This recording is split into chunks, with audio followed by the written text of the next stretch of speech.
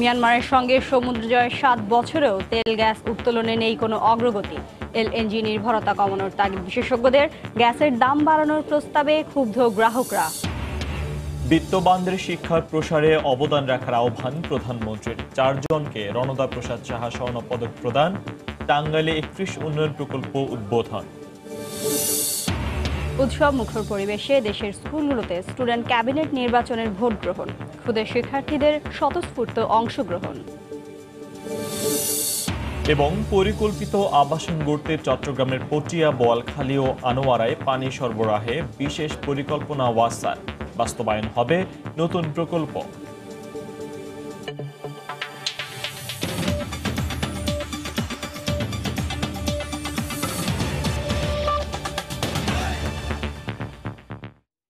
বাংলা সময়ের সঙ্গে আছে আমি শিরিন আক্তার এবং আমি ফয়সাল মোর্শেদ।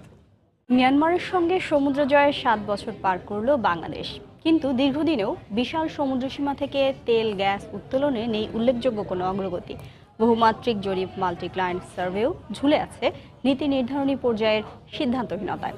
বিশেষজ্ঞরা বলছেন, সমুদ্র থেকে জ্বালানি অনুসন্ধানে জোর দেয়া হলে ঝুঁকতে হতো না ব্যয়বহুল এলএনজি নির্ভরতার দিকে। ফারুক ভুইয়া রবিনের রিপোর্ট। বেশ ঢাক ঢোল পিটিয়ে উদযাপন করা হয়েছিল 2012 সালের 14 মার্চ মিয়ানমারের বিপক্ষে সমুদ্র জয়কে। তবে 7 বছরেও এর সুফল ঘরে তুলতে পারেনি বাংলাদেশ। বিপরীতে সমুদ্র সীমা বিরোধ নিষ্পত্তির পর বাংলাদেশের সীমানা ঘেঁষে চলছে মিয়ানমারের তেল গ্যাস উত্তোলন। অথচ বাংলাদেশের বিশাল সমুদ্র সীমায় 26 ব্লকের 22টিতেই শুরু হয়নি কোনো কার্যক্রম। বাকি 4 ব্লকের কর্মযজ্ঞ কেবল অনুসন্ধান পর্যায়ে। গভীর সমুদ্রে 15 ব্লকের মধ্যে একমাত্র মিয়ানমার লাগোয়া 12 নম্বর ব্লকে দ্বিমাত্রিক জরিপ করেছে দক্ষিণ কোরিয়ান কোম্পানি পোস্কোদায়ু। আর অগভীর সমুদ্রে 11 ব্লকের মাত্র একটিতে শেষ হয়েছে অস্ট্রেলিয়ান কোম্পানি স্যান্তোসের ত্রিমাত্রিক জরিপ। আর 2টি ব্লকে শিগগিরই অনুসন্ধান কূপ খননের কথা ভারতীয় কোম্পানি ওএনজিসির। অন্যদিকে তেল গ্যাস উত্তোলনে বহুজাতিক কোম্পানিকে আকর্ষণ করতে বিশেষায়িত জরিপ, মাল্টি ক্লায়েন্ট সার্ভের উদ্যোগও 5 বছর ধরে থমকে আছে সরকারের শীর্ষ পর্যায়ের অনুমোদনের অপেক্ষায়। গ্যাস সংকট আমাদের জন্য অবশ্যম্ভাবী ছিল না। আজকে হয়তো গ্যাস খাত উন্নয়নের জন্য একটা মাইল ফলক হতে পারত যদি মাল্টি ক্লায়েন্ট সার্ভে করা যেত। মাল্টি ক্লায়েন্ট সার্ভেটা টেন্ডার হয়ে গেছে, পারচেজ কমিটি যাওয়ার মতো অবস্থা, বাট এটাকে একটু স্থগিত রাখার জন্য বলা হয়েছে, যার জন্য আমরা এখন বসে আছি। এই বিষয়গুলোর ব্যাপারে উপর মহলে সিদ্ধান্ত দরকার আমাদের। সম্ভাবনা থাকার পরও সমুদ্র পক্ষে তেল গ্যাস অনুসন্ধানে ধীরগতির কারণেই জ্বালানি সংকট কাটাতে ধীরে ধীরে প্রাধান্য পাচ্ছে আমদানি নির্ভরতা। আর আমদানি করা এলএনজির ব্যয় মেটাতে 1 বছরের মধ্যে দ্বিতীয়বারের মতো নিতে হলো গ্যাসের দাম বাড়ানোর উদ্যোগ। বিশেষজ্ঞরা বলছেন, ব্যয়বহুল এলএনজি আমদানির নির্ভরযোগ্য ও সাশ্রয়ী বিকল্প হতে পারত সাগরের গ্যাস। যথোপযুক্তভাবে অনুসন্ধান না করে যে ব্যর্থতা, সেটা আজকের এলএনজি আমদানিকে ত্বরান্বিত করেছে এবং অর্থনীতির জন্য গুরুভার করে ফেলেছে। পিএসসিতে 3টা এলিমেন্ট থাকে, যে কস্টটা থাকে সেই কস্টটা রিকভার করে, বাকিটা প্রোডাকশন শেয়ারিং হয়। আমাদের প্রোডাকশন শেয়ারিং এর অংশ তো আমরা ফ্রি পেতাম, আমরা ওদের যে শেয়ারটা সেটা হয়তো আন্তর্জাতিক মূল্যে কিনতে হতো। জাতীয় জ্বালানি নিরাপত্তার স্বার্থে আমদানির পরিবর্তে নিজস্ব উৎসে জোর দেওয়ার তাগিদ বিশেষজ্ঞদের। নিরাপত্তার জন্য লোকাল। ফারুক ভুঁইয়া, রবিন, সময় সংবাদ, ঢাকা। গ্যাসের নতুন মূল্য নির্ধারণে চতুর্থ শেষ দিনের মতো অনুষ্ঠিত হচ্ছে বাংলাদেশ এনার্জি রেগুলেটরি কমিশনের গণশুনানি। সকালে কর্ণফুলী গ্যাস ডিস্ট্রিবিউশন কোম্পানি লিমিটেডের পক্ষ থেকে প্রস্তাব করা হয় নতুন মূল্য হার। বিকেলে পশ্চিমাঞ্চল গ্যাস কোম্পানির শুনানি হওয়ার কথা রয়েছে। সকাল 10:30টায় কারওয়ান বাজারের টিসিবি মিলনায়তনে এই গণশুনানির আয়োজন করে বিইআরসি। কর্ণফুলী মূলত চট্টগ্রাম অঞ্চলে গ্যাস সরবরাহ করে থাকে। এলএনজি আমদানি, প্রাতিষ্ঠানিক ব্যয় এবং অবকাঠামোগত ব্যয় সহ নানাবিধ ব্যয় দেখিয়ে কোম্পানিটি মূল্য বৃদ্ধির প্রস্তাব রাখে। তারা সার কারখানায় সর্বোচ্চ 211% মূল্য বৃদ্ধির প্রস্তাব করে। তবে শুনানিতে উপস্থিত সাধারণ ভোক্তারা সামগ্রিকভাবে গ্যাসের মূল্য বাড়ানোর প্রস্তাবের সমালোচনা এবং ক্ষুব্ধ প্রতিক্রিয়া ব্যক্ত করেন।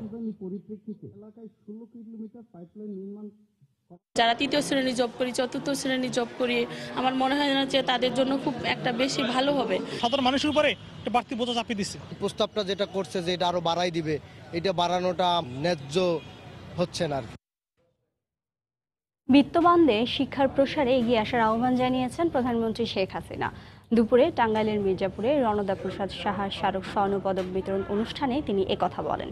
নারী শিক্ষা বিস্তার ও মানব সেবায় কুমুদিনী ট্রাস্টের সার্বিক কার্যক্রমে সরকারের সহায়তা অব্যাহত থাকবে বলেও জানান তিনি। দেবাশিস রায়ের রিপোর্ট। 1971 সালে পাকিস্তানি সেনাদের হাতে বন্দী হন দানবীর রণদা প্রসাদ সাহা ও তার সন্তান। আর ফিরে আসেননি তারা, তবে রেখে গেছেন মানব সেবার দৃষ্টান্ত।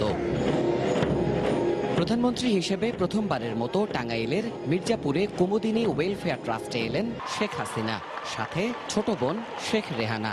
দেশাত্মবোধক গানে স্বাগত জানানো হয় বঙ্গবন্ধুর।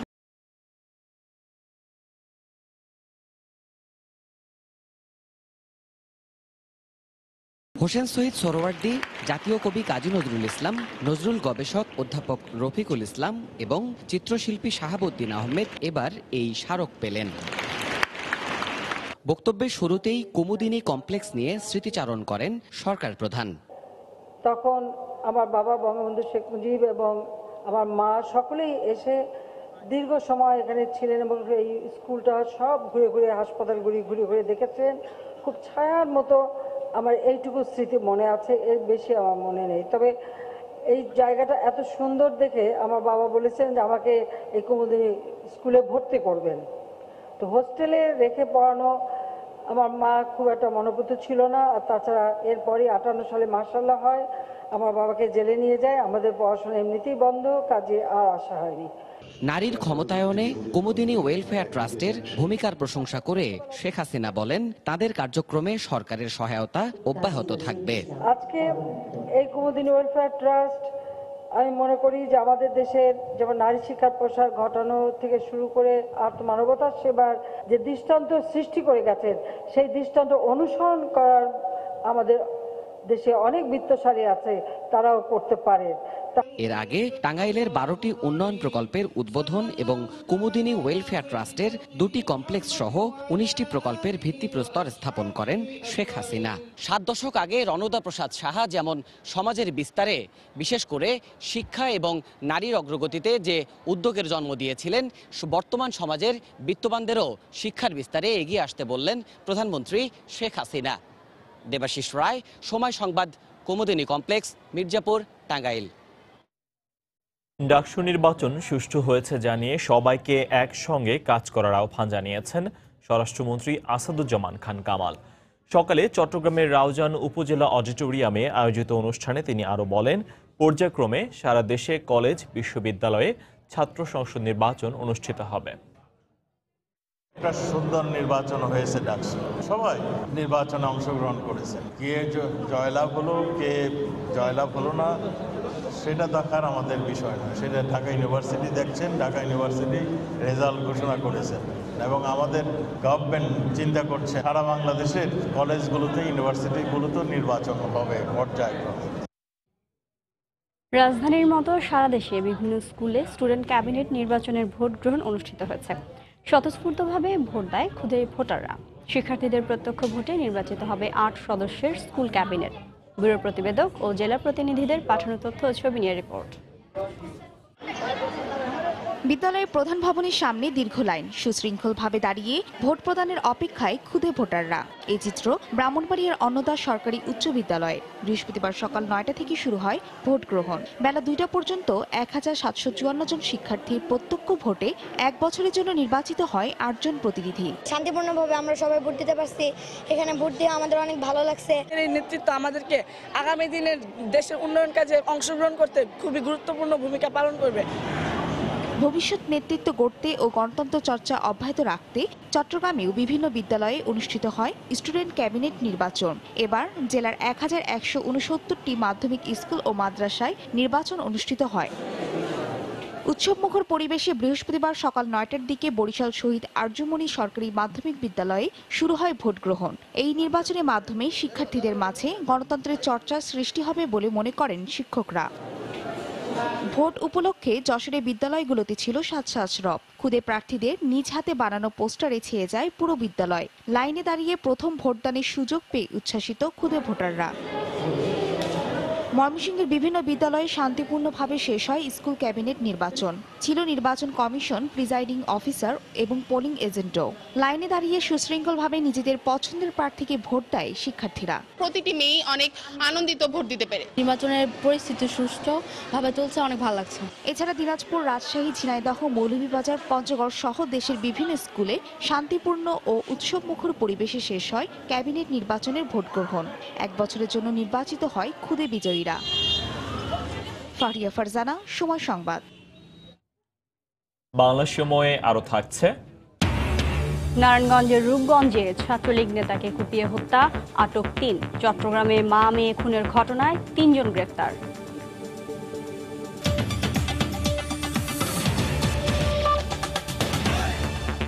শিল্প বিকাশের পাশাপাশি পরিকল্পিত আবাসিক এলাকা গড়ে তোলার লক্ষ্যে দক্ষিণ চট্টগ্রামের 3টি উপজেলা পটিয়া, বোয়ালখালী এবং আনোয়ারায় পানি সরবরাহের জন্য বিশেষ পরিকল্পনা নিয়েছে চট্টগ্রাম ওয়াসা। এরই অংশ হিসেবে বোয়ালখালীর ভান্ডালজুড়ি এলাকায় 1200 কোটি টাকা ব্যয়ে নতুন একটি পানি প্রকল্প বাস্তবায়ন করতে যাচ্ছে সংস্থাটি। মূলত প্রতিদিন কর্ণফুলী নদী থেকে উত্তোলিত 6 কোটি লিটার পানি শোধনের মাধ্যমে সরবরাহ করা হবে এই অঞ্চলে। বিস্তারিত জানাচ্ছেন কমল দে। চট্টগ্রাম মহানগরীর খুব কাছাকাছি হওয়া সত্ত্বেও নানা সীমাবদ্ধতার কারণে কাঙ্ক্ষিত উন্নয়নের রোডম্যাপে ঢুকতে পারছে না দক্ষিণ চট্টগ্রামের বোয়ালখালী, পটিয়া এবং আনোয়ারা উপজেলা। অথচ নগরীকে সম্প্রসারণে এই 3টি উপজেলা বড় ধরনের ভূমিকা রাখতে পারে। কিন্তু শুধুমাত্র সুপেয় পানির অভাবে এখানে গড়ে উঠছে না মানসম্মত কোনো আবাসিক অবকাঠামো। এখানে 317টা প্লটের কোনো ব্যক্তি, কোনো প্লটের মালিক ঘর করতে পারতেছে না, শুধুমাত্র পানির জন্য, সুপেয় পানির জন্য। শুধুই যে আবাসিকের সমস্যা রয়েছে তা নয়, শহরতলি হয়েও হচ্ছে না কাঙ্ক্ষিত শিল্পায়ন। এখানে বাধা পানি সংকট। মাত্র 7 থেকে 8টি শিল্প কারখানা রয়েছে এই এলাকায়। টেক্সটাইল মিল আছে, এগুলো কিন্তু সুপ্রিয় পানির অভাবে অনেক ক্ষতিগ্রস্ত হচ্ছে, বা যে ইন্ডাস্ট্রি করার যে একটা পরিকল্পনা আছে কিন্তু অনেকে এটা কিন্তু বাধাগ্রস্ত হচ্ছে শুধু পানীয় কারণে। এই অবস্থায় পানির সংকট নিরসনের পরিকল্পনা নিয়েছে চট্টগ্রাম ওয়াসা। 1200 কোটি টাকা খরচ করে কর্ণফুলী নদীর বোয়ালখালী অংশে স্থাপন করা হবে নতুন একটি পানি শোধনাগার। গত 2 বছর আগে প্রকল্পটি একনেকে অনুমোদন হওয়ার পর এখন চলছে ঠিকাদার নিয়োগের প্রক্রিয়া। আমরা একটা প্রকল্প নিয়েছি, যে প্রকল্প থেকে 6 কোটি লিটার ক্যাপাসিটির ট্রিটমেন্ট প্ল্যান্ট করছি ভান্ডারজুড়ি নামক একটা জায়গাতে। সেটা আমরা আশা করতেছি আগামী 3 বছরের মধ্যে শেষ হয়ে যাবে, পাইপলাইন সহ। তবে দীর্ঘমেয়াদী যাচাই বাছাই কিংবা পরিকল্পিতভাবে পানি উত্তোলনের ব্যবস্থা না হলে ভবিষ্যতে এই প্রকল্প ভেস্তে যেতে পারে বলে শঙ্কা এই নদী গবেষকের। কর্ণফুলীর উপর যেসব প্রজেক্টগুলো নেওয়া হচ্ছে সবগুলি কিন্তু সমানভাবে প্রভাব পড়বে, এবং সেই প্রভাবের ক্ষেত্রে কর্ণফুলীকে পরিচ্ছন্ন রাখা, কর্ণফুলীকে দূষণমুক্ত রাখা একটা দায় হয়ে পড়বে। সাঙ্গুকেও এক্ষেত্রে ব্যবহার করা উচিত, কেন সাঙ্গুর উপরে এই প্রভাবগুলো কম আছে। 2022 সালের মধ্যে এই প্রকল্প থেকে পুরোদমে পানি সরবরাহ করা হবে বলে জানিয়েছে ওয়াসা কর্তৃপক্ষ। কমল দে, সময় সংবাদ, চট্টগ্রাম। নারায়ণগঞ্জের রূপগঞ্জে এক ছাত্রলীগ নেতার 2 পায়ে রক কাটার পর কুপিয়ে হত্যা করেছে দুর্বৃত্তরা। এই ঘটনায় জিজ্ঞাসাবাদের জন্য 3 জনকে আটক করেছে পুলিশ। স্বজনরা জানান, গত রাতে উপজেলার শিমুলতলা এলাকায় ভোলাব ইউনিয়ন ছাত্রলীগের প্রচার সম্পাদক সোহেল মিয়ার উপর হামলা চালায় একদল দুর্বৃত্ত। 2 পায়ে রক কাটার পর এলোপাতাড়ি কুপিয়ে রাস্তার পাশে ফেলে রেখে যায় তারা। খবর পেয়ে সোহেলকে উদ্ধার করে নরসিংদী সদর হাসপাতালে নেওয়া হয়। অবস্থা গুরুতর হওয়ায় তাকে রাজধানীর পঙ্গু হাসপাতালে স্থানান্তর করেন চিকিৎসকরা। পরে সেখানে নেয়ার পথেই তার মৃত্যু হয়। ময়নাতদন্তের জন্য সোহেলের লাশ নারায়ণগঞ্জ জেনারেল হাসপাতালের মর্গে পাঠায় পুলিশ। আমরা সম্ভব করে দ্রুত ব্যবস্থা নিয়েছি। ব্যবস্থাটা গিয়ে আমরা বাড়ির খোঁজখবর নিচ্ছি, পাশাপাশি দ্রুত আমরা অভিযান করছি। অভিযান করে আমরা একই গ্রামে, টাওয়ার গ্রামেরই 3 জনকে গ্রেপ্তার করেছি, জিজ্ঞাসাবাদ চলছে। ঝিনাইদহ চুয়াডাঙ্গা মহাসড়কের পাশ থেকে অজ্ঞাত 2 ব্যক্তির গুলিবিদ্ধ লাশ উদ্ধার করেছে পুলিশ। সকালে মহেশপুরের কানাইডাঙ্গা ও জীবননগরের উথুলি এলাকা থেকে মরদেহ দুটি উদ্ধার করা হয়। পুলিশ জানিয়েছে, ফসলি জমিতে 2 ব্যক্তির গুলিবিদ্ধ লাশ পড়ে থাকতে দেখে থানায় খবর দেন স্থানীয়রা। পরে ঝিনাইদহ ও চুয়াডাঙ্গা থেকে পুলিশের 2টি দল ঘটনাস্থলে যায়। লাশ দুটি উদ্ধার করে ময়নাতদন্তের জন্য মর্গে পাঠানো হয়। হত্যাকাণ্ডের কারণ উদ্ঘাটনে কাজ করছে পুলিশ।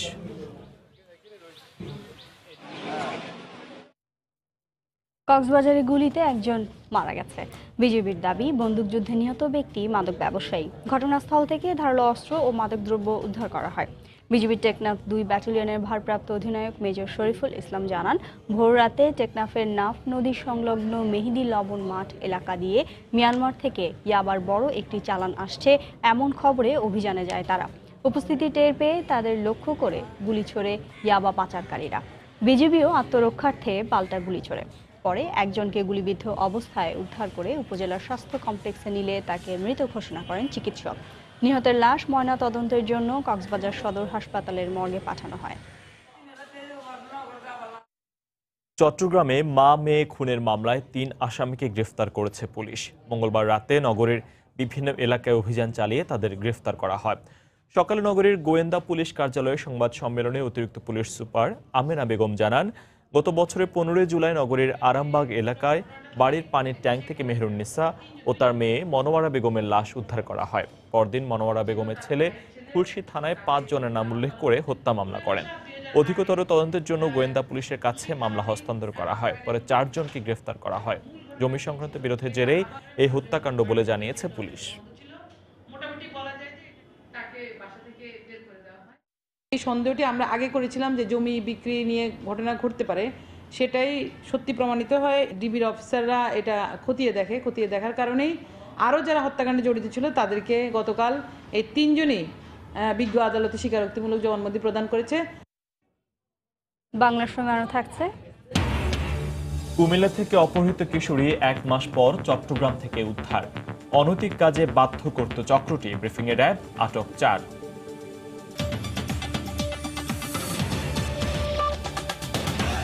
সুস্থ কিডনি সবার জন্য সর্বত্র এই স্লোগানে নানা আয়োজনে দেশের বিভিন্ন স্থানে বিশ্ব কিডনি দিবস পালন করা হয়েছে। সকালে বগুড়ার শহীদ জিয়াউর রহমান মেডিকেল কলেজ হাসপাতালের সম্মেলন কক্ষে আলোচনা সভা অনুষ্ঠিত হয়। সভায় বক্তারা কিডনি রোগের কারণ ও প্রতিকার নিয়ে আলোচনা করেন। সভা শেষে একটি র্যালি নিয়ে হাসপাতালের ক্যাম্পাস প্রদক্ষিণ করা হয়।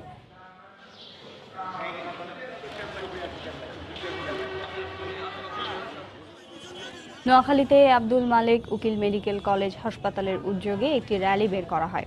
বিভিন্ন সড়ক ঘুরে নোয়াখালী জেনারেল হাসপাতালের সামনে গিয়ে শেষ হয়।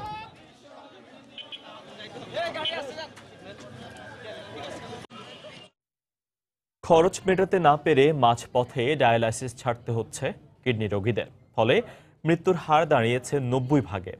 হোম ডায়ালাইসিসের সুযোগ সৃষ্টি ও সীমিত লাভে সেবা দিতে বেসরকারি হাসপাতাল মালিকদের প্রতি আহ্বান চিকিৎসকদের। আমিনুর রহমানের ছবিতে মুজাহিদ শুভর রিপোর্ট। জমি, দোকান ও সবশেষ স্বর্ণালংকার বিক্রি করে কেবল মৃত্যুকে পাহারা দিয়ে যাচ্ছেন ফরিদা বেগম। দীর্ঘদিন ডায়ালাইসিসের খরচ ও বেসরকারি হাসপাতালের আইসিইউ বাণিজ্যের খপ্পরে পড়ে শেষ হয়েছে 50 লাখের বেশি টাকা। স্বামীর কাঁধে ক্রমাগত ঋণের বোঝা বাড়তে থাকায় আশঙ্কা এখন ফরিদার মনেও। সবসময় তো টাকা পয়সা থাকে না, ওর কাছে ধার নিতে হয়, জমি জমা বিক্রি করা লাগছে, তাও টাকা কোলায় নেই। সরকারি হাসপাতালেই সপ্তাহে ডায়ালাইসিস ও আনুষঙ্গিক ব্যয় অন্তত 10,000 টাকা। হাসপাতাল ভেদে বেসরকারিতে এই ব্যয় 30 থেকে 40,000 টাকা পর্যন্ত। বেসরকারি সেবা কেন্দ্রগুলো প্রকৃত খরচের কয়েক গুণ মুনাফা করায় পথে নামতে বাধ্য হচ্ছে লাখো পরিবার। আমার বোন গার্মেন্টসে চাকরি করে, চিকিৎসার টাকা দেওয়ার অনেক কষ্ট হয়। সর্বনিম্ন 40,000 টাকার নিচে কোনোদিন একটা ডায়ালিসিসের রোগী সপ্তাহে 2 দিন ডায়ালিসিস করতে পারে না। স্বাস্থ্য খাতে যে দুর্নীতি হচ্ছে, এই দুর্নীতি বন্ধ করতে পারলে মফস্বল পর্যায়েও ডায়ালিসিস সেবা দেওয়া সম্ভব। এক্ষেত্রে সরকারি সহযোগিতায় উন্নত দেশগুলোর ন্যায় ব্যাপকভাবে হোম ডায়ালাইসিসের সুযোগ সৃষ্টির আহ্বান বিশেষজ্ঞদের। যদি আমরা পেটে একটা নল লাগিয়ে দেই, তাকে যদি একটু প্রশিক্ষণ দিয়ে দেওয়া হয়, তাহলে বাড়িতে বসে বসে তারা করতে পারবে। খরচ প্রতিদিন 3 ব্যাগ করে পানি বদলাতে হয়। এই পানিটা যদি সরকার থেকে কোনোভাবে ব্যবস্থা করা যায়, তাহলে কিন্তু 90% যারা চিকিৎসা পাচ্ছে না তাদের কিন্তু বেশিরভাগই তাদের এই চিকিৎসার আওতায় আনা যেতে পারে। আমরা হিসাব করে দেখেছি যে একটা পরিপূর্ণ ডায়ালিসিস যদি নন প্রফিট হিসাবে করা যায়, তাহলে 2300 টাকা মাত্র খরচ করতে হয়। পরবর্তী পরে যদি 1560 টাকা করে টুয়াইস উইকলি ডায়ালিসিস করি, তাহলে সেখানে মাত্র 1 লাখ টাকা খরচ হয় বছরে। কিন্তু প্রফিটেবল সেন্টার নেয় 5 থেকে 6 লক্ষ টাকা। যদি সদিচ্ছা থাকে মানুষকে সেবা দেওয়ার, প্রাইভেট হসপিটালগুলোর ডায়ালাইসিসের সেবার মান বাড়িয়ে এবং তাদের এই কস্ট যেটা এটা কমিয়ে আনা উচিত। ডায়ালাইসিস প্রয়োজন এমন রোগীদের মাত্র 20 ভাগ চিকিৎসা নিতে পারেন। এদের মধ্যে আবার 60 থেকে 80 ভাগ অর্থের অভাবে মাঝপথে ডায়ালাইসিস বন্ধ করতে বাধ্য হন। তাই সরকারের সহযোগিতার পাশাপাশি বেসরকারি হাসপাতালের ডায়ালাইসিস ব্যয় নাগালের মধ্যে নিয়ে আসার পরামর্শ বিশেষজ্ঞ চিকিৎসকদের। মুজাহিদ শুভ, সময় সংবাদ, ঢাকা। রংপুর মেডিকেল কলেজ হাসপাতালে রোগী মৃত্যুকে কেন্দ্র করে স্বজনদের হাতে লাঞ্ছিতের প্রতিবাদে তৃতীয় দিনের মতো কর্মবিরতি পালন করেছেন ইন্টার্ন চিকিৎসকরা। বিকেলে কর্মবিরতি শেষে কাজে যোগ দেন তারা। হাসপাতাল কর্তৃপক্ষ জানায়, মঙ্গলবার ভোরে মেডিকেলের হৃদরোগ বিভাগে চিকিৎসাধীন অবস্থায় রহিমা বেগম নামে এক বৃদ্ধার মৃত্যু হয়।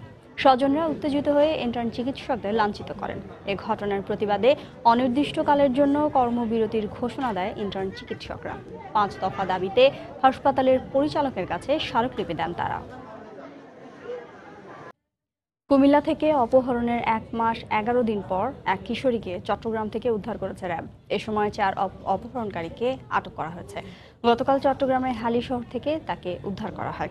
র্যাব 11-এর ভারপ্রাপ্ত কমান্ডার শেখ বিল্লাল হোসেন জানান, অপহরণকারী চক্রের মিন্টু ও জেসমিন জানুয়ারি মাসে কুমিল্লার লাকসামের একটি বাসা ভাড়া নেয়। পাশের বাড়ির 8ম শ্রেণীর ওই কিশোরীর সঙ্গে জেসমিনের সুসম্পর্ক গড়ে ওঠে। গত 5 ফেব্রুয়ারি ওই স্কুল ছাত্রীকে অচেতন করে অপহরণ করা হয়। পরে পরিবারের কাছে মোবাইলে 50,000 টাকা মুক্তিপণ দাবি করে অপহরণকারীরা। এই ঘটনায় লাকসাম থানায় একটি সাধারণ ডায়েরি করেন অপহৃতের মা। এই চক্রটি বিভিন্ন এলাকায় বাসা ভাড়া নিয়ে কিশোরীদের অপহরণের পর চট্টগ্রামে নিয়ে অনৈতিক কর্মকাণ্ড চালায় বলে জানিয়েছে র্যাব।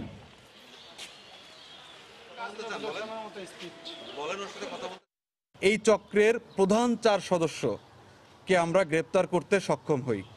এরা ওইখানে একটা বাসা ভাড়া নিয়ে সেই বাসায় তাদের অনেক মেয়ে আটকিয়ে রাখতো। 5-7 বছর যাবৎ বিভিন্ন জায়গা থেকে মেয়েদেরকে জোরপূর্বক অপহরণ করে এনে তাদেরকে দিয়ে অনৈতিক কাজ করায়। এই চক্রের কয়েকটি আস্তানা চট্টগ্রামে আছে, বাকিগুলোতে আমরা অভিযান করব এবং এই চক্রের আরও কয়েকজনকে ধরতে বাকি আছে, তাদেরকে আমরা ধরার জন্য সর্বোচ্চ চেষ্টা করে যাচ্ছি। এদিকে নোয়াখালীতে স্কুল ছাত্রীকে অপহরণের ঘটনায় জড়িতদের গ্রেফতার করে দৃষ্টান্তমূলক শাস্তির দাবিতে মানববন্ধন করেছেন শিক্ষার্থীরা। সকালে বেগমগঞ্জ উপজেলার রাজগঞ্জে এই কর্মসূচি পালন করা হয়। কৃষ্ণরামপুর উচ্চ বিদ্যালয়ের সামনে সড়কে অবস্থান নেন তারা। অভিভাবকরাও এতে অংশ নেন। দ্রুত অপহরণকারী চক্রের সব সদস্যকে আটকের দাবি জানানো হয়। গত সোমবার দুপুরে স্কুল শেষে বাড়ি ফেরার পথে 9ম শ্রেণীর ছাত্রীকে অপহরণ করা হয়। ওই দিনই অভিযান চালিয়ে অপহৃতকে উদ্ধারের পাশাপাশি রাজু নামে এক অপহরণকারীকে আটক করে আইন শৃঙ্খলা বাহিনী। ঝালকাঠিতে উপজেলা নির্বাচন ঘিরে আওয়ামী লীগ প্রার্থীর নির্বাচনী কার্যালয়ে হামলা ও ভাঙচুর চালিয়েছে দুর্বৃত্তরা। এ সময় অন্তত 5 জন আহত হয়েছেন। প্রত্যক্ষদর্শীরা জানান, সকালে রাজাপুরে আওয়ামী লীগের উপজেলার চেয়ারম্যান প্রার্থী মনিরুজ্জামানের নির্বাচনী কার্যালয়ে হামলা চালায় কয়েকজন দুর্বৃত্ত। এই সময় পোস্টার ছিঁড়ে ফেলার পর আসবাবপত্র ভাঙচুর করে তারা। বাধা দিতে গিয়ে তাদের হামলার আহত হন মনিরুজ্জামানের 5 সমর্থক। এ ঘটনায় স্বতন্ত্র চেয়ারম্যান প্রার্থী মিলন মাহমুদ বাচ্চুকে দায়ী করছে স্থানীয় আওয়ামী লীগ। তবে তদন্ত করে ব্যবস্থা নেওয়ার কথা জানিয়েছে পুলিশ।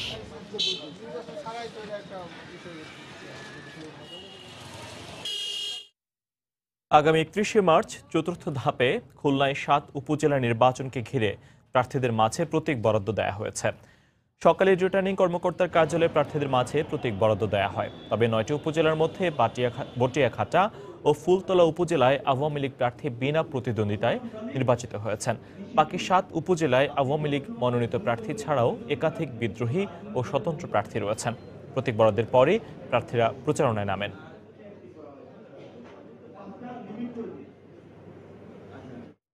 এদিকে উপজেলা নির্বাচন ঘিরে রাঙামাটিতে চলছে ভোট গ্রহণ কর্মকর্তাদের 2 দিনব্যাপী প্রশিক্ষণ কর্মশালা। সকালে শহরের রানী দয়াময়ী উচ্চ বিদ্যালয়ে এ কর্মশালা শুরু হয়। এ সময় জেলা প্রশাসক KMM মামুনুর রশিদ, রিটার্নিং কর্মকর্তা মোহাম্মদ শফিক কামাল, সিনিয়র জেলা নির্বাচন কর্মকর্তা শফিকুর রহমান উপস্থিত ছিলেন। প্রথম দিনে প্রিজাইডিং অফিসার ও সহকারী প্রিজাইডিং অফিসারদের প্রশিক্ষণ দেওয়া হয়। কাল শেষ দিনে পোলিং অফিসারদের প্রশিক্ষণ দেওয়া হবে। ঝালকাঠিতে 70 বস্তা নিষিদ্ধ পলিথিন সহ একজনকে আটক করেছে র্যাব 8। দুপুরে রাজপুর উপজেলায় এই ঘটনা ঘটে। র্যাব জানায় নদীপথে ঢাকা থেকে পলিথিনের চালান এনে দক্ষিণাঞ্চলের বিভিন্ন বাজারে বিক্রি করে আসছে একটি চক্র। গোপন তথ্যের ভিত্তিতে কেউতা মাদ্রাসা এলাকায় একটি ট্রলারে তল্লাশি চালিয়ে 5200 কেজি ওজনের 70 বস্তা পলিথিন জব্দ করা হয়। এ সময় ওসমান গনি নামে এক ব্যক্তিকে আটক করে র্যাব। পরে নির্বাহী ম্যাজিস্ট্রেট ইমরান শাহরিয়ার আটককৃতকে ভ্রাম্যমাণ আদালতের মাধ্যমে 50,000 টাকা জরিমানা করেন। চাঁদপুরে 1400 মন জাটকা সহ দুজনকে আটক করেছে পুলিশ। পুলিশ জানায় সকালে হাইমচর উপজেলায় জাটকা বেচাকেনার খবরে চর ভৈরবী এলাকায় চেকপোস্ট বসানো হয়। একটি ভ্যানগাড়িতে তল্লাশি চালিয়ে 4টি ড্রামে 1400 মন জাটকা জব্দ করা হয়। এ সময় আটককৃত বারেক চৌকিদার ও সেকান্দার মিয়াকে 1 বছর করে কারাদণ্ড দেন ভ্রাম্যমাণ আদালত। পরে জব্দকৃত জাটকা বিভিন্ন এতিমখানায় বিতরণ করা হয়। 2020 সালের মধ্যে দেশের 21টি জেলায় প্রযুক্তি খাতে 10,000-এর বেশি নারী উদ্যোক্তা তৈরি করা হবে বলে জানিয়েছেন আইসিটি প্রতিমন্ত্রী জুনাইদ আহমেদ পলক। দুপুরে রাজশাহী জেলা প্রশাসক কার্যালয়ে শি পাওয়ার প্রকল্প নিয়ে মতবিনিময় সভা শেষে একথা বলেন তিনি। নারীদের অর্থনৈতিক সক্ষমতা তৈরি এবং কর্মসংস্থান নিশ্চিত করার জন্যই শি পাওয়ার নামে এই প্রজেক্টটি আমাদেরকে দিয়েছেন এবং এই প্রজেক্টের আওতায় 2020 সালের মধ্যেই 21টা বৃহত্তর জেলা কেন্দ্রিক আমরা 10,500 জন নারী উদ্যোক্তা তৈরি করতে পারবো, যারা প্রযুক্তি নির্ভর কর্মসংস্থানের ব্যবস্থা করবে। শুধু তারা নিজেদের কর্মসংস্থানের ব্যবস্থা করবে না, তারা শুধু চাকুরি খুঁজবে না, তারা চাকুরির নতুন সম্ভাবনা তৈরি করবে। উত্তরের জীবনরেখা তিস্তা নদী সহ সব নদী রক্ষার দাবিতে রংপুরের নদীতে পানি ঢেলে প্রতীকী প্রতিবাদ জানিয়েছে রিভার অ্যান্ড পিপল নামের একটি সংগঠন। দুপুরে আন্তর্জাতিক নদীকৃত্য দিবস উপলক্ষে কাউনিয়ায় রেল সেতু সংলগ্ন তিস্তা নদীর পাড়ে মানববন্ধন করা হয়। পরে তিস্তা নদীতে কলস দিয়ে পানি ঢেলে প্রতীকী প্রতিবাদ জানায় রিভার অ্যান্ড পিপলের কর্মীরা। এ সময় তারা বলেন, আন্তর্জাতিক নদী আইন অমান্য করে পার্শ্ববর্তী রাষ্ট্র একতরফাভাবে পানি প্রত্যাহার করলেও বাংলাদেশের পক্ষ থেকে কোনো তৎপরতা নেই। তারা অবিলম্বে তিস্তা সহ ছোট বড় সব নদ নদীর নাব্য ফিরিয়ে আনতে রাষ্ট্রের উদ্যোগ দাবি করেছেন। নদীমাতৃক বাংলাদেশে দখল দূষণ থেকে নদী উদ্ধারের আকুতি এখন কেঁদে ফেরে। দখলদারদের দম্ভের কাছে হোঁচট খায় আদালতের নির্দেশনা, সরকারের সদিচ্ছাও। ঠিক এমন সময় নদীর দখলদারিত্ব উদ্ধারে অনুপ্রেরণা জুগিয়েছে উত্তরের জেলা নীলফামারী ডোমারের মানুষ। দীর্ঘ 5 বছরের আন্দোলনের পর প্রভাবশালীদের দখলদারিত্ব থেকে মুক্ত করে সাধারণের অধিকারে দেওনাই নদীকে ফিরিয়ে দিয়েছে প্রশাসন। নদীকৃত্য দিবসে শাকিল মাহমুদের ক্যামেরায় সেই গল্প জানাচ্ছেন রতন সরকার। একসময় নৌপথের যোগাযোগ ছিল এই দেওনাই নদীতেও। এর ওপর নির্ভরশীল ছিল আশেপাশের 10 গ্রামের কৃষি। কিন্তু সরকারি দপ্তরের অসাধু লোকজনের সহায়তায় নিজেদের মৎস্যজীবী দাবি করে বছরের পর বছর লিজ নিয়ে ভূখ দখল করে আসছিল লক্ষ্মীচাপ ইউনিয়নের একদল প্রভাবশালী। নিম্ন শ্রেণীর মানুষ জীবিকা নির্বাহ করে খায়, অনেকেই সেচের কাজে ব্যবহার করে, কিন্তু লক্ষ্মীচাপের এক মহল আসি নদীটিকে ওরা জলমহল ঘোষণা করে। 70% যুবক নদীকে দখলে নেয়, তারা আমাদেরকে মাছ ধরতে দেয় না, নদীর পানি ছুঁতে দেয় না। শালকি নামে আন্তঃসীমান্ত নদীটি বাংলাদেশে প্রবেশ করে উত্তর সীমান্তের ডোমার দিয়ে, এরপর দেওনাই নাম নিয়ে প্রবাহিত হয়েছে। শুরুতে প্রতিবাদ হলেও তা রোধে হামলা মামলার সবই করেছে প্রভাবশালীরা। দখলদারিত্ব পাকাপোক্ত করতে নদীটিকে জলমহল বানানোর সব প্রক্রিয়া যখন শেষ করে চক্রটি, তখন দমন পীড়ন রুখে দাঁড়ান গ্রামের মানুষ। প্রতিপক্ষ প্রশাসনও পক্ষে আসে। জয়ের মালা গলায় ওঠে সংগ্রামীদেরই। অনেক ভয়ভীতির পরেও আমরা এটা রক্ষা করছি, অনেক কষ্ট করে আমরা এটাকে রক্ষা করছি এলাকাবাসী। নদী পাড়ের মানুষ জেগে উঠলে বাংলাদেশের সমস্ত নদীকেই রক্ষা করা সম্ভব। তার একটি দৃষ্টান্ত হচ্ছে দেওনাই, হরিণচরা, লক্ষ্মীচাপ এই নদীটি। আর এখানকার সংগ্রামী মানুষের নদী উদ্ধার অভিযানের সহযাত্রী হন জাতীয় নদী রক্ষা কমিশনের চেয়ারম্যান। তার মতে হরিণচরার এই সংগ্রাম হতে পারে দেশের সকল বেদখল হওয়া নদী উদ্ধারের প্রেরণার উৎস। আমি আহ্বান জানাতে চাই বাংলাদেশের সকল নদী পাড়ের মানুষকে যে আপনারা এইভাবে সচেতন হন, এগিয়ে আসুন। আমরা আপনাদের সাথে আছি, সরকারও আছে, জাতীয় নদী রক্ষা কমিশন আপনাদের পাশে থেকে নদীকে উদ্ধার করবে। এভাবে প্রতিটি জনপদে প্রতিটি নদী অন্তপ্রাণ মানুষের উদ্যোগে সার্থক হোক আন্তর্জাতিক নদীকৃত্য দিবস। যারা এর বিরোধিতা করেছে। রতন সরকার, সময় সংবাদ, ডোমার, নীলফামারী। 7 জন বীরশ্রেষ্ঠ ও শহীদদের স্মরণে শিক্ষা প্রতিষ্ঠানে জাতীয় পতাকা বিতরণ করা হয়েছে। সকালে ঝিনাইদহ সরকারি নুরুন্নাহার মহিলা কলেজে পতাকা বিতরণের মধ্য দিয়ে কর্মসূচির উদ্বোধন করা হয়। এ সময় জাতীয় পতাকার গুরুত্ব ও ব্যবহার নিয়ে আলোচনা করেন বক্তারা। পরে সরকারি KC college, Kanchannagar model school and college সহ বিভিন্ন শিক্ষা প্রতিষ্ঠানে পতাকা বিতরণ করা হয়। দেশের বিভিন্ন জেলার 7,000 শিক্ষা প্রতিষ্ঠানে পতাকা বিতরণ করবে ঝিনাইদহ ভাষা পরিষদ নামে একটি সংগঠন। নতুন প্রজন্মের মাঝে দেশপ্রেম জাগাতেই এই কর্মসূচির আয়োজন বলে জানিয়েছেন আয়োজকেরা। বাংলা সময়ের শীর্ষ সংবাদ জানিয়ে দিচ্ছি আরেকবার। সমুদ্র জয়ের 7 বছরেও তেল গ্যাস উত্তোলনে নেই অগ্রগতি। জ্বালানি অনুসন্ধানে জোর দিলে কমতো এলএনজি নির্ভরতা। গণশুনানিতে গ্যাসের দাম বাড়ানোর প্রস্তাবের তীব্র বিরোধিতা। বিত্তবানদের শিক্ষার প্রসারে অবদান রাখার আহ্বান প্রধানমন্ত্রীর। 4 জনকে রণদা প্রসাদ সাহা স্বর্ণপদক প্রদান। টাঙ্গাইলে 31 উন্নয়ন প্রকল্প উদ্বোধন। উৎসব মুখর পরিবেশে দেশের স্কুলগুলোতে স্টুডেন্ট ক্যাবিনেট নির্বাচনের ভোট গ্রহণ, ক্ষুদে শিক্ষার্থীদের স্বতঃস্ফূর্ত অংশগ্রহণ। এবং পরিকল্পিত আবাসন গড়তে চট্টগ্রামের পটিয়া, বোয়ালখালী ও আনোয়ারায় পানি সরবরাহের বিশেষ পরিকল্পনা ওয়াসার। বাস্তবায়ন হবে নতুন প্রকল্প। এই ছিল বাংলার সময়। যে কোনো খবর পেতে ভিজিট করুন সময় নিউজ টিভি। আপনার মোবাইলে সময় সংবাদ দেখতেও সকল খবর পেতে ডাউনলোড করুন সময় অ্যাপ। সঙ্গেই থাকুন সময়।